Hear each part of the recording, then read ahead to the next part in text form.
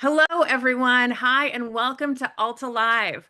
My name is Beth Spotswood. I work at Alta Journal, and I am so thrilled to welcome you today to a conversation with the extraordinary writer Ishmael Reed about his new anthology, Blind Persistence: The History of the Before Columbus Foundation. This new book, this anthology, is kind of includes works by all sorts of incredible poets, novelists, intellectuals like Joy Harjo, Henry Louis Gates Jr., Nancy Mercado. There's a ton of them. And it's all based on the Before Columbus Foundation and its extraordinary history. Ishmael Reed, our guest today, is the author of too many works to mention, but among them, Mumbo Jumbo, which was nominated for a National Book Award, The Complete Muhammad Ali, New and Collected Poems in 1964 to 2006. He's an extraordinary talent, a numerous award winner, taught creative writing at Cal Berkeley for decades and is a longtime Oakland, California native. He will be in conversation today with the editor and publisher of Alta Journal, Will Hearst. Will founded Alta in 2017. He's the board chair of Hearst Communications. He's also a horseman, a pilot, and my boss. I am delighted to host them, the two of them here at Alta Live today. Before I turn this over to Will and Ishmael, I do want to tell you that Alta Journal is a quarterly magazine focused on California and the West. If you haven't heard about us yet, if you're new to Alta, we are extraordinary. We are big, beautiful. We are artsy. We cover long form journalism, poetry, fiction, the environment, technology, tons of art, and tons of literature coverage at a time when other people are cutting their book reviews, their criticism, their coverage of the literature scene. We are focusing on it and throwing tons of talent behind it. So please, if you like what we're doing here today, if you're curious to learn more, visit us at altajournal.com. There's a link in the chat where you can subscribe to our magazine. $50 a year gets you 4 gorgeous issues of Alta, as well as a new book by author John Freeman, a collection of his essays called California Rewritten. So that's my pitch. That's my hard sell. Please do consider supporting us by subscribing to Alta and giving it as a holiday gift to all of your friends. This interview will be recorded and posted to altaonline.com later today. There is a Q&A button at the bottom of the screen to ask your questions for Ishmael Reed and or Will Hearst. There's also a chat. I will be monitoring that and pop back in at the end to ask a handful of questions on your behalf. With that, I turn things over to Will and Ishmael. Thank you, Beth. Yeah, well, Ishmael and I have been pals for a long time. I think I first encountered him as an author with Yellowback Radio broke down I moved to San Francisco in the early 70s. So this was one of the first books that I read. And I thought, what an interesting person. I'd like to meet this guy. And we ended up becoming friends, and he became a writer in residence at the newspaper. But this morning, getting ready for this, I was looking at Amazon at the number of books authored by Ishmael Reed, and I needed like 2 or 3 pages of scrolling to get the complete oeuvre.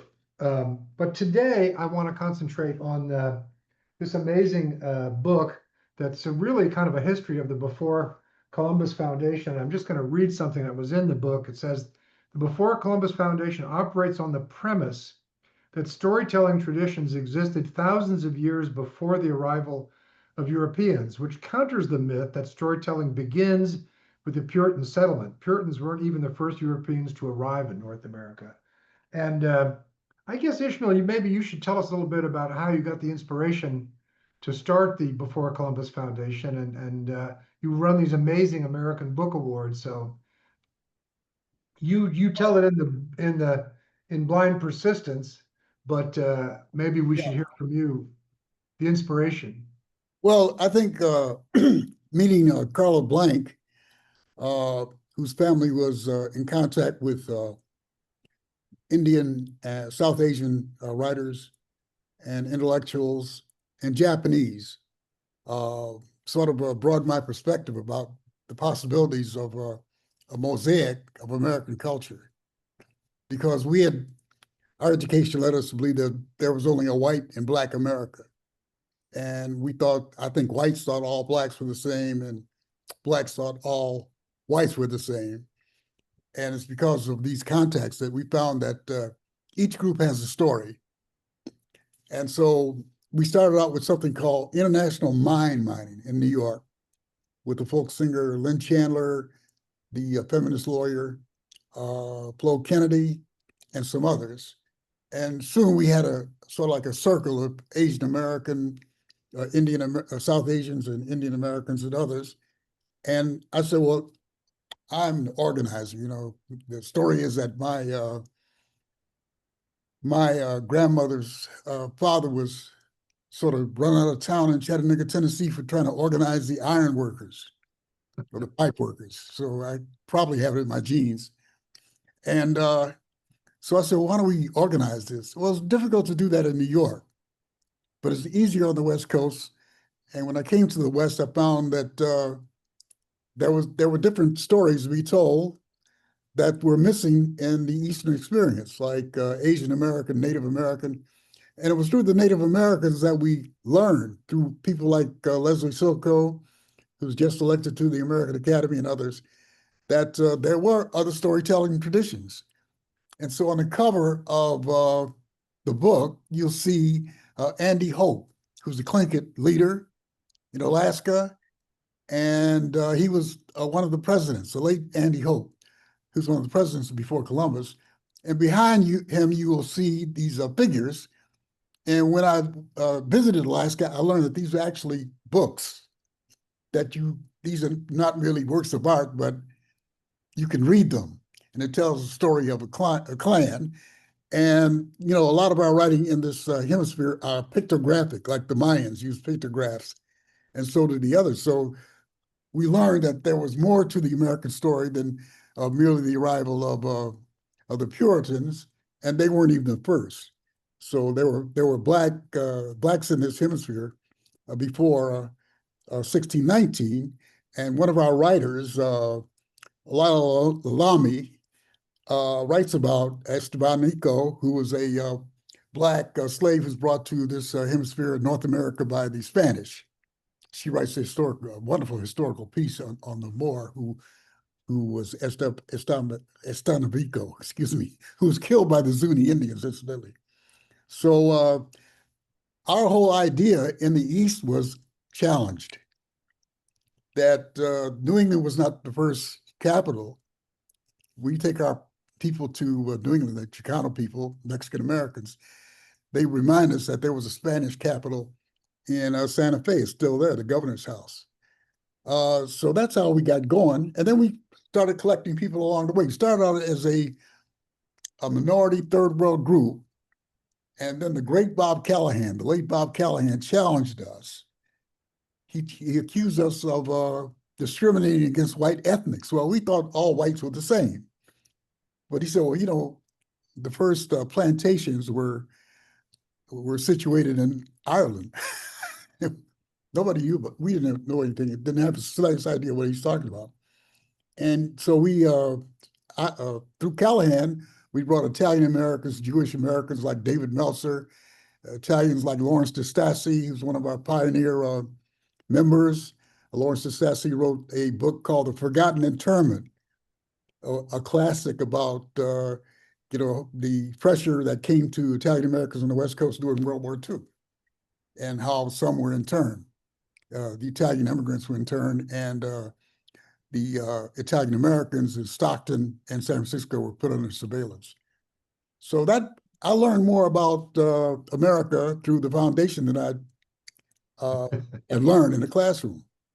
So that's how we got started. Now, Will, you played a pivotal role in this organization because we had a crummy audience. Well, I don't want to say so.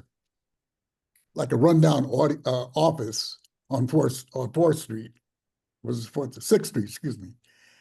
And it was through my writer in residence, you know, this appointment I had at the San Francisco Examiner, that I wrote a series of articles. I'd been teaching at Harvard, came back to my neighborhood and found it had been taken over by crack operations. Oh, yeah, yeah. Remember that? I do. You wrote very eloquently about that. And so as a result, the developer of Civic Center told us that they were going to relocate some of the historic homes of Oakland to a central place called Preservation Park.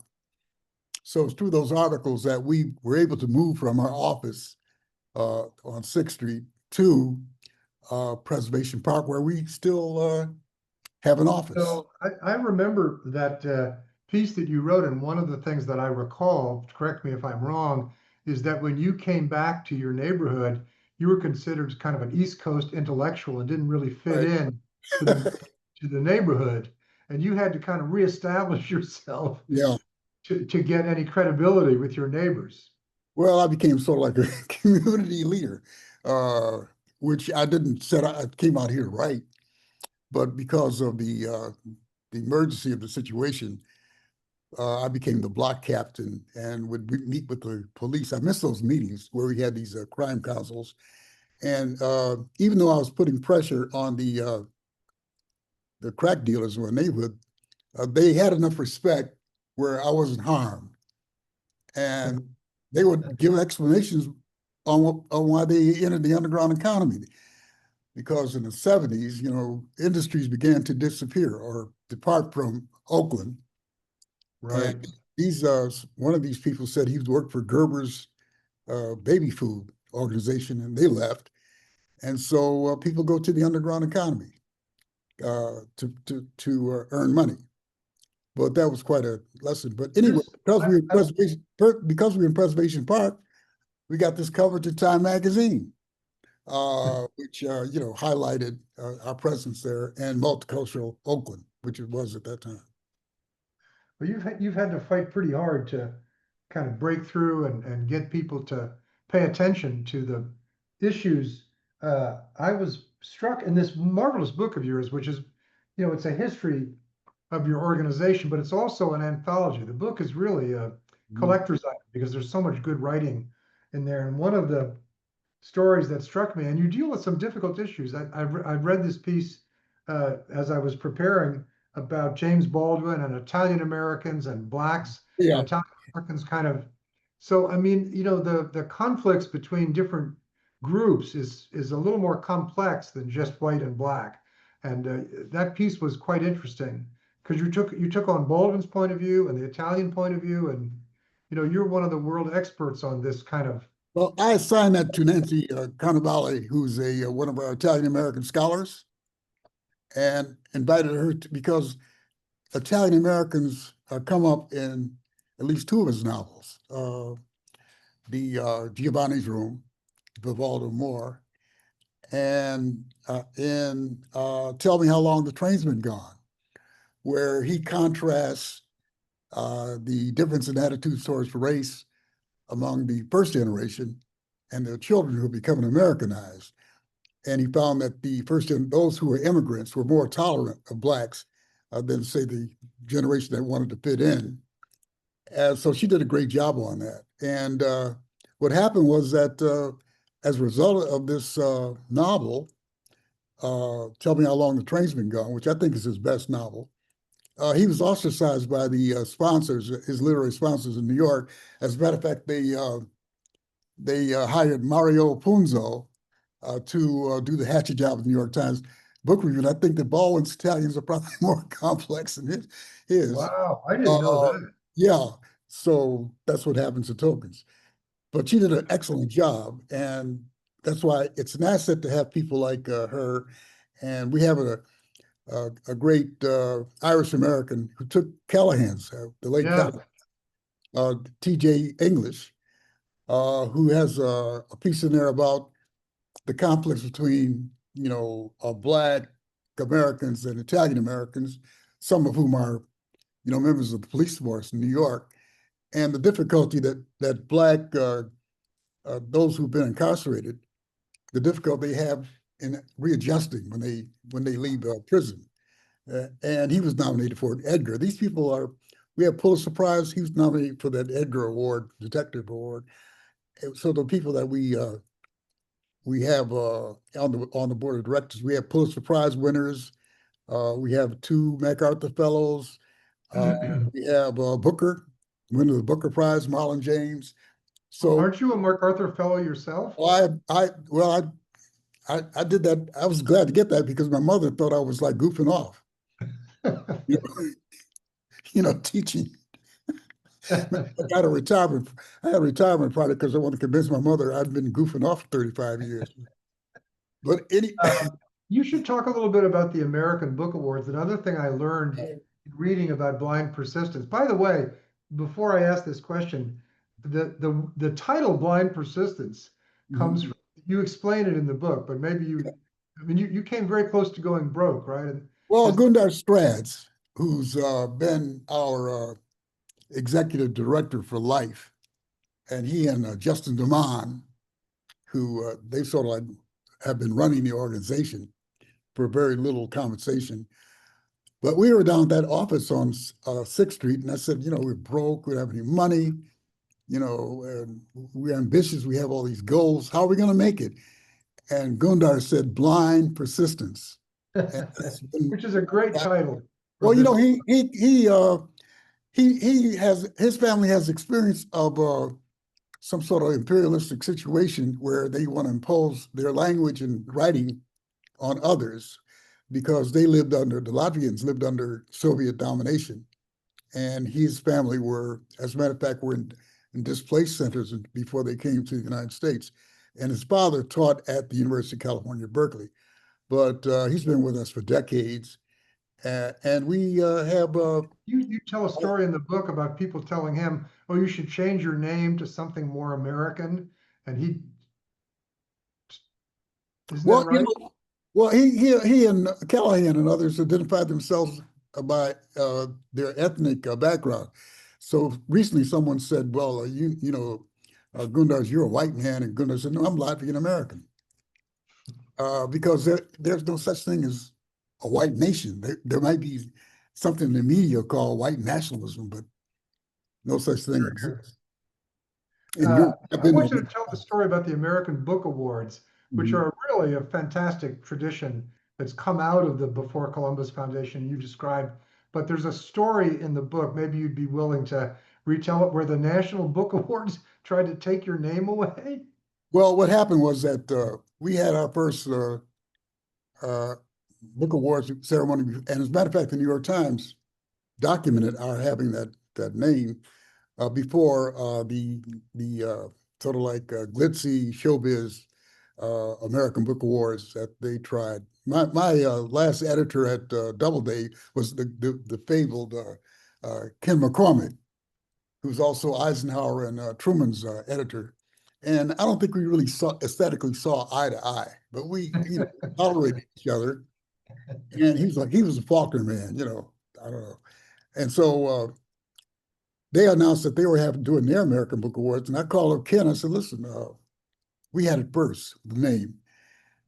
Oh boy, what a panic, And I had an excellent lawyer at the time who was also Leonard Bernstein and Aaron Copland's lawyer, and he said, "This guy's calling you on Friday night. This is serious." So they got together and we tried to work something out with them, but before long they went out of business, and so the New York Times came up with a article which I quote in the book where they wrote about the short-lived American Book Awards. And I wrote the writer a letter saying, "Well, you guys know that we had it because you covered it, a couple of them. They covered the second award ceremony. The Yeah. first award ceremony was held at the West Side Community Center through the efforts of Quincy I Troupe. thought that was an amazing story. I mean, they just stepped on your name. Oh yeah, yeah. It exist. I mean, I But thought, then the second year, we had an event at the Public Theater, and among the presenters were Donald Barthelme, Toni Morrison, and we had Hugh Masekela, and just a great event. They covered that, so they knew of our existence. But anyway, they faded out of nowhere. We've been around for 50 years. I And thought that was a very classic East Coast, West Coast thing where they just assumed you're like in the New Yorker cartoon, you're kind of west of the Mississippi, so yeah, you they think everything west of the Mississippi are rattlesnakes and cactus. I mean, that book, I don't want to talk about the book review, but it's Oh, go ahead, go ahead. it's sort of like like settlers in Rhodesia, looking for news from the homeland. And the last, well, I had a correspondence with the last book review editor, and she said that her favorite book was in London. So I said, well, we're Americans, and we have a tradition which they might overlook. I mean, some of the earliest literature in this country came from it was written in Spanish in California. You know that. Some of the earliest theater occurred here in California. I just did a big magazine edition about theater, and Well, the Spanish were here in the 1500s. absolutely, absolutely. And they had magazines and theater and writing, which is ignored by the Norton Anthology, which tends to favor, the Anglo East. So but now, they used to sneer at the American Book Awards. But the ceremony we held recently, the vice president of Pantheon flew out to accept his award. So now, the large companies are bidding, or they're sending us books to be considered. I get the sense that you've always had a tension between East and West, that along with all the other civil wars that you've had to deal with. One of them is your role in New York. I mean, you're in New York right now casting a play. So obviously you're part of the establishment in New York, but you've always had a feeling of skepticism about the East-West points of view, I think. Well, I don't think we could ever have uh, continue such an organization in New York. I think I'll give an example. I'm the editor-in-chief of a new magazine called Tar Baby, and Tennessee is the managing editor. It's published by Ford Morrison, and it's financed by the Toni Morrison Foundation. She was a friend of ours.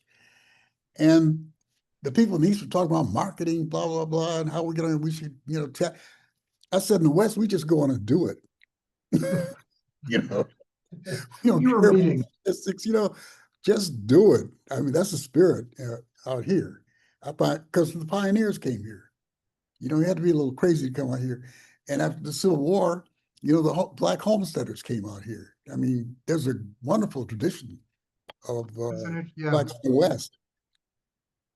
And I think you wrote about Black cowboys too. That was another Absolutely. I hidden. did. Yeah. Now getting to the anthology, I was surprised when I read it again that many of these stories have to do with family, Yes.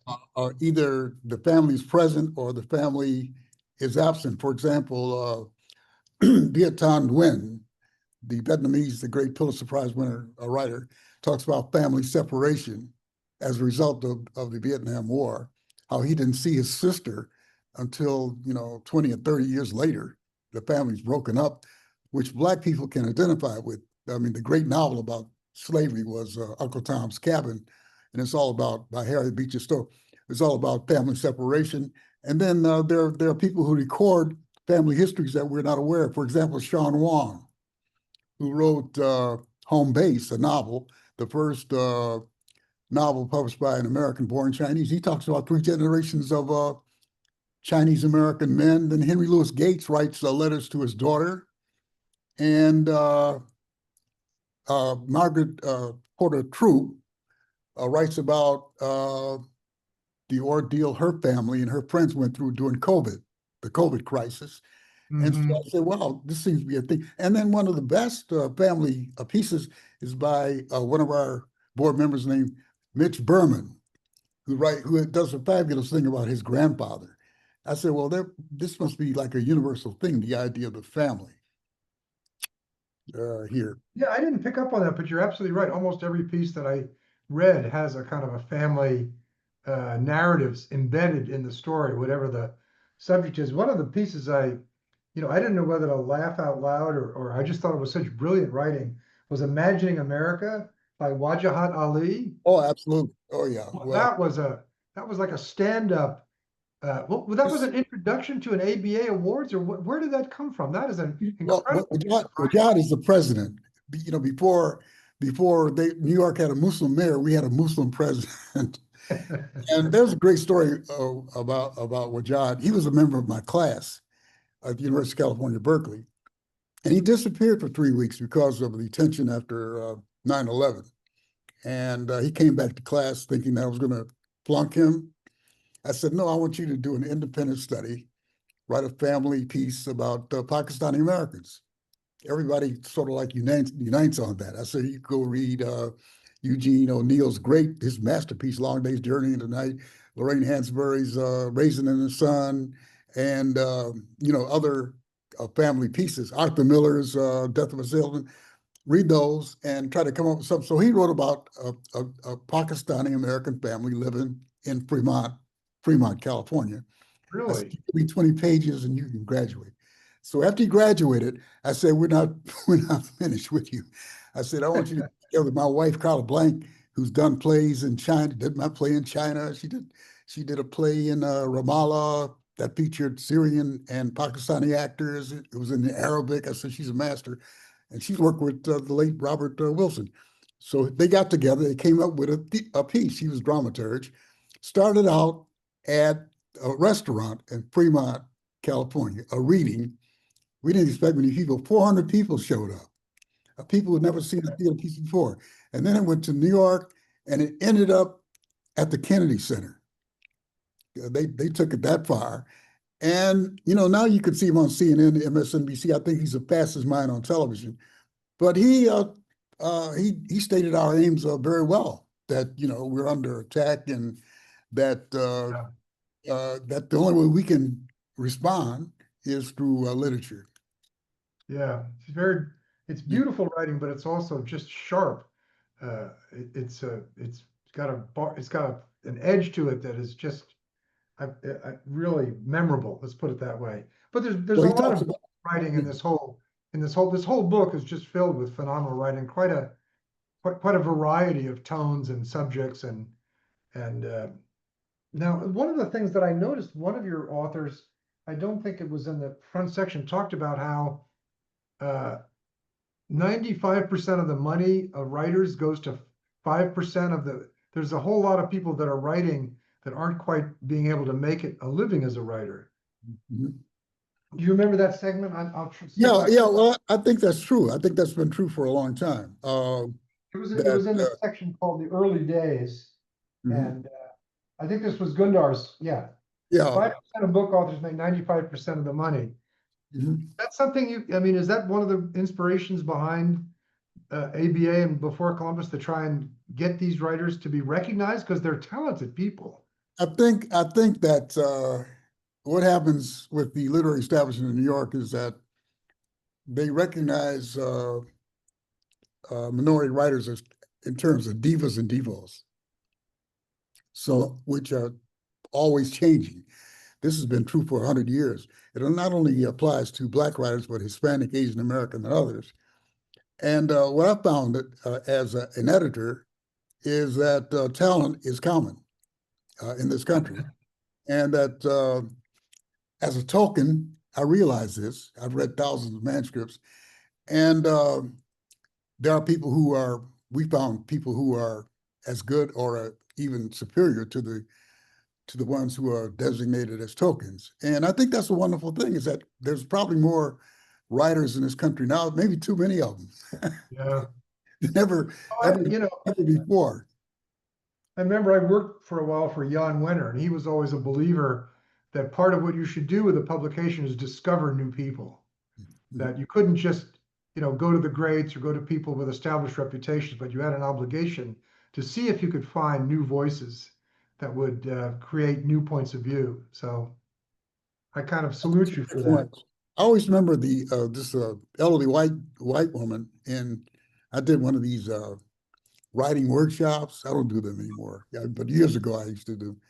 And she came to me with a 700-page novel about Kentucky that she had written while her invalid mother was asleep, that she had to attend to her mother 24 hours. I said, wow. I mean, it makes everybody feel lazy. All those people with one book or have writer's block or whatever. So that kind of writing is going on all over the country. Yeah. It's like in Japan. Everybody writes this is a poem called the Waka, Waka. from the cab drivers to the people in the Royal Palace. And I That's think, I think they're probably the most democratic form is probably poetry, and they're just a lot of. I mean, the West Coast is full of excellent poets. We have something called the Pacific Rim, because Black writers were usually located in the South, the Midwest, and the East. But now we have a ring of writers who occupy every place from Hawaii to state of Washington to Los Angeles. And this is something new. Why don't you talk a little bit about what you're doing in New York? You're casting a play, and tell us a little bit about that project. Well, this is sort of like a play about Elvising, in that I tracked down through research the names of the three slaves who provided Gerald Chandler Harris with the Uncle Remus stories. And he admitted that he was not the original author, but he does not identify the ones who told him the stories. I see. So he and Walt Disney made a mint. I mean, Walt Disney made millions out of Song of the South. And Joel Chandler Harris prospered, because uh, Walt Disney gave him money for the stories, the equivalent of $325,000 today. But the ones who told him the stories, the three slaves, went back to sharecropping after the war. They didn't make any money. And so in my play, Brer Rabbit and Brer Fox kidnapped Joel Chandler Harris. He confronts the slaves and they try to make a deal. I mean, it's funny, but it makes some serious points. And are you casting the play right now, or what stage is it Well, in? we're casting, this weekend we'll be auditioning. But we had a very good cast on the West Coast, and Carla Blank directed that play. And we might bring it back again on the West Coast, a full production. And Robert Mailer Anderson plays a great Walt Disney. Boy, he's got it figured out. I bet that is tough to be a modern version of Walt Disney, or the Ishmael Reed image of Walt Disney. Well, the company, I mean, the company started, they did the Black Panther, and That's they got in trouble. They got in trouble with the governor of Florida for the LGBTQ, stance and all that. So they sort of like changed from the 20s, 30s. Beth, I see you've joined us. I've returned. I'm sorry to interrupt, but I want to get a few audience questions in before I know you both are very busy and have other stuff going on today. So, Marquis asks, what was the inspiration, Ishmael, behind The Slave Who Loved Caviar? Oh, That was a wow. play you wrote. Well, I did some research on the relationship between Andy Warhol and uh, excuse me, uh, his Basquiat, right? supposed to be his protege, Basquiat, Jean-Michel Basquiat, supposed to be his protege, but actually it was the other way around, where Basquiat saved his career. He got Andy Warhol to paint again, and so this relationship has been distorted so that you know Warhol did a great favor to Basquiat by taking him under his wing. That's not the way it happened. As a matter of fact, Warhol had nothing but contempt for Basquiat, and so The Slave Who Loved Caviar is about how Basquiat was exploited, and Andy Warhol Andy Warhol Foundation threatened me with a lawsuit, and then one of the people who exploited him threatened me with a lawsuit, and so that prevented us from returning to New York, with the play for a second run. But as fate would have it, the Hirshhorn Museum invited me to participate in a panel on Basquiat, and that happened a few weeks ago. I was in Washington, D.C., and one of the panel members was Lizaine Basquiat, his sister. So I was able to say on that panel some of the things I was prevented from saying in New York. But I think that, Warhol ran a sort of like suicide cult. And, some of the young people who were in a circle, like, the society young woman, Edward Sedgwick, and I forgot the name, and Edie Sedgwick, yeah. yeah, and Freddie Herco. He had a very cynical attitude. He said, "Well, I knew she was going to commit suicide. I would have been there to film it." He said the same thing about Herco, the same attitude. As a matter of fact, Dotson Rader said that the young people seemed to disappear around him into a suicide. So the guy was really exploited people. There weren't any people paid, except for one person, paid to do his stuff in the factory. That was Gerard Malagna. Right. And he betrayed people. For example, one of the actors said, "Well, I don't." Taylor Mead. There was he did a movie called Taylor Mead's Butt, and Warhol promised him that it would just be Taylor Mead there, but then Taylor Mead found that he had invited people to watch this, and Taylor Mead said if Valerie Solanas hadn't shot it, he would have shot. But I mean, it's like the story's not been told about Warhol. I think the modern view is that Warhol was very envious of Basquiat, Yeah, and Basquiat absolutely. had started to sell for a lot of money, and Warhol was trying to, in a way, compete with his protege. Yeah, well, he had the New York critics on his side. And as a matter of fact, Basquiat said that they viewed him as a monkey man or some primitive. And the reviews they did of his work were just awful and racist. But he was 27, and Yeah. and there were a number of coincidences that led me to the play. And one was that when Basquiat came to California, he was looking for uh, counsel from the late Ray Saunders, the black painter who taught at the California College of the Arts for many years. And I think that he was looking for another mentor, but he was well, I guess being raised a Methodist, I could call him decadent, but I think he was just in with the wrong crowd, this downtown decadent crowd, and that destroyed him. That was my point of view. He Oh, he was sort of like placed in a basement, in a cage, and they fed him a lot of cocaine. And I found that in order to get more production out of slaves, they gave the slaves cocaine. That's why the slave who loved caviar. And he was Wow. he was required to do paintings 24 hours a day.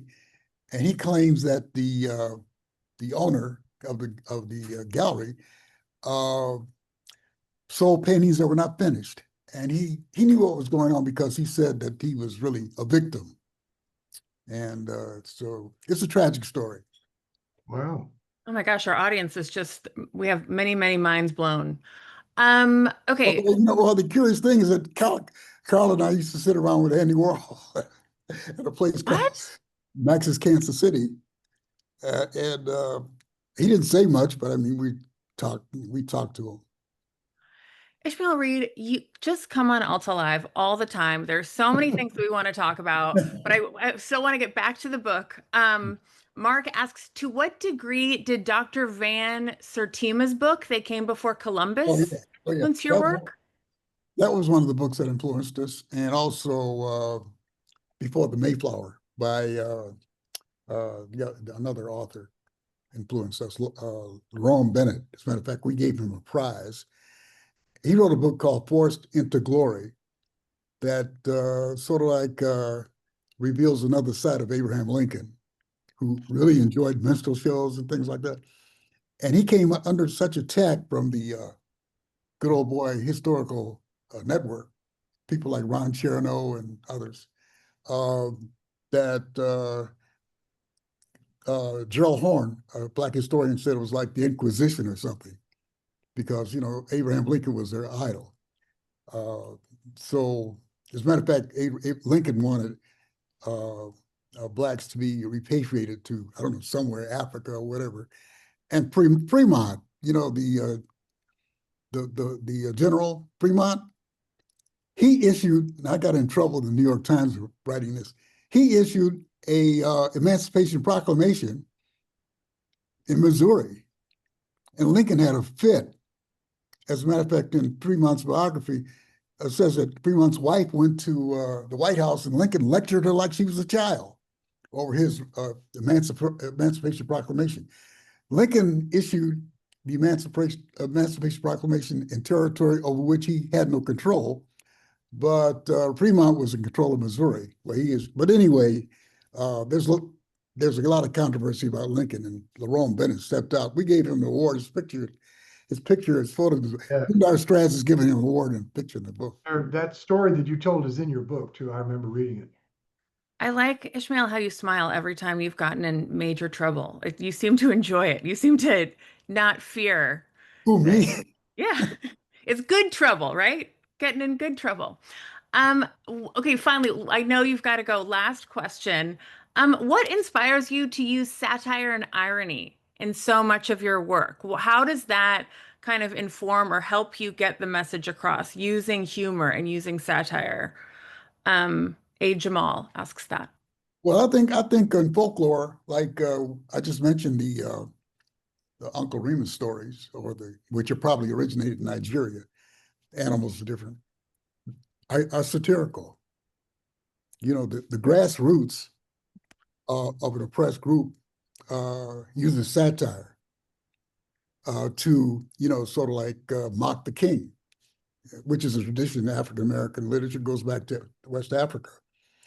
Some of these novels that are existentialist novels and Marxist novels and all those kind of novels are aberrational. And so the basis of my work is folklore. And I've done two stories that originate because there a new generation, the hip hoppers and others, are forgetting these stories. It's like the Irish. James T. Farrell said when the Irish left Chicago, they left Ireland. Same thing happened with Black Americans.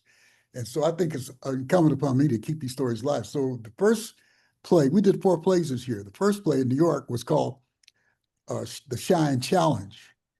And one of the earliest rap, rap comes about in the 1900s. What these young people did in the 1980s was add audio equipment, but it's the same thing. And one of them is about a Black man who survives the sinking of the Titanic. Nobody knows where they came from. There was no such Black guy on the Titanic. But anyway, what got circulated in the 1912s on was that a Black man survives the Titanic. He's working in the boiler room. He tells all these aristocrats on the first floor, cabin, who are the Astors and great, magnates and tycoons. The ship is sinking. They don't believe him because he's in the boiler room. Finally, everybody notices that the ship is sinking. He dives overboard, starts swimming towards Harlem. How do you like that for Afrofuturism, 1912, 1940? And people are offering him bribes and things. And he says, get your ass in the water and swim like me. And that story's been told many times, different variations. And so the first play we did this year, Shine, is charged with, he's on trial for sinking the Titanic. So I come out of folklore, which is satirical. This has been fascinating. I wish we could go on and on and on, as does our audience, who has just had a blast. We've got folks from Maine, Kansas, all up and down the West Coast, New York City. It's so wonderful to have you here joining us, Ishmael, and a very frequent contributor to Alta Journal, and early and Absolutely. kind of consistent. Well, one Um, more thing. yeah. I didn't mention Joy Harjo, who's a member of our board. I published one of her books in the 1970s. She's been 3-time U.S. Poet Laureate. She said we have to hear more from indigenous people and from women to tell their stories. Couldn't agree more. Well, folks, join us later this month. Our guest for the California Book Club is Ada Limon, poet Ada Limon, and that is the third Thursday in November.